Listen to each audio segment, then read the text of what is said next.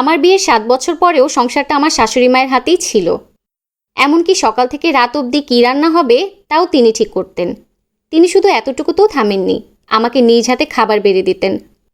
আমি প্রায়শ দেখতাম মাছের বাটি থেকে সব থেকে ছোট মাছের পিসটি তিনি আমায় দিতেন, আর সাথে একটু ঝোল না দিলে নয় তাই। এভাবেই আমার শ্বশুরবাড়ির জীবন চলছিল। একদিন আমি আমার বরের কাছে গরুর কলিজা খেতে চাইলে তিনি 2 কেজি কলিজা আনলেন। অবশ্য এটা আমার শাশুড়ি মা জানতেন। বরাবরের মতো সব কিছু তার কথায় চলল। সব কিছু গুছিয়ে রান্না করলাম। অবশেষে খাবার টেবিলে খেতে বসলে তিনিই আমাকে খাবার বেড়ে দিলেন। আমার পাতে 2 টুকরো কলিজা দিয়ে বাকিটা ফ্রিজে রেখে দিলেন। কেন জানি সেদিন চোখের জলটা আটকে রাখতে পারিনি, তাই সবার চোখের আড়ালে চোখের জলটা মুছে খাবার খেয়ে উঠে পড়লাম। আমার শাশুড়ির এমন ব্যবহার আমার পরিবার বাদেও পাড়া প্রতিবেশীরাও জানত, কিন্তু কখনো কেউ কিছু বলেনি, বা আমিও কখনো চাইনি কেউ কিছু বলুক। তারপর কেটে গেছে 12 বছর। শ্বশুর গত হয়েছে প্রায় বছর 5। ননদের বিয়ে হয়ে গেছে। এখন ঘরে থাকি বলতে আমি, আমার বর, আমার ছেলে আর শাশুড়ি। শাশুড়ির গায়ে এখন আর আগের মতো শক্তি নেই। তিনি এখন আর এই সংসার নিয়ে মাথাও ঘামায় না। এখন সব কিছু আমার হাতে।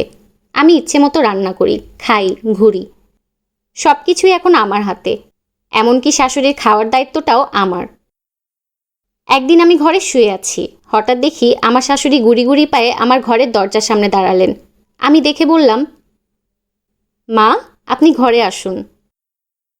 আসলে বৌমা, একটা কথা বলার ছিল। হ্যাঁ মা, বলুন। কথাটা যে কিভাবে বলবো বুঝতে পারছি না। কোনো দ্বিধা ছাড়াই বলুন। আমার অনেক দিন ধরে গরুর কলিজা খেতে ইচ্ছে করছে, সাথে গরম গরম আলুর পরোটা। আচ্ছা মা, এই কথা? এটা বলতে আপনার এত ভয়? ঠিক আছে, কাল আপনার ছেলেকে বলে সব কিছু আনাবো। আমার কথা শুনে তিনি চলে গেলেন নিজ ঘরে। পরের দিন আমি সব কিছু বাজার থেকে আনলাম। 2 কেজি কলিজা আনালাম। রাতে কলিজা ভুনা আর গরম গরম আলুর পরোটা তাকে খেতে দিলাম। 1 বাটি কলিজার তরকারি, সাথে 6টা আলুর পরোটা দিলাম। নিন, খান। তখন কোথা থেকে আমার ছেলে এসে বলল, আমিও কলিজা দিয়ে আলুর পরোটা খাবো। আমি বললাম, বাবা, তোমার দাদি মন ভরে খাওয়ার পর তুমি খাবে, কারণ এগুলো তোমার দাদির খেতে ইচ্ছে করেছে। আমার কথা শুনে আমার ছেলে আর কোনো শব্দ করল না, সোজা সে তার রুমে চলে গেল।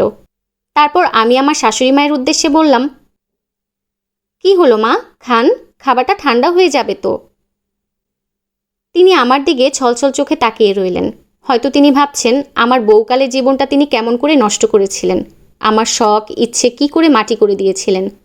আজ আমি চাইলেই তার ইচ্ছেকে গুরুত্ব না দিতেও পারতাম, চাইলেই তাকে নিজের ইচ্ছে মতো তরকারি দিতে পারতাম, কিন্তু করিনি। এটা ভেবে হয়তো তিনি নিজের করা পাপের কথা চিন্তা করে কষ্ট পাচ্ছে। আমি তার চোখের জল মুছিয়ে দিয়ে বললাম, মা, কোনো মেয়ে শ্বশুরবাড়িতে আসার আগে ভাবে না তারা তার শাশুড়ি, শ্বশুর, ননদ দেওরকে খারাপ জানবে।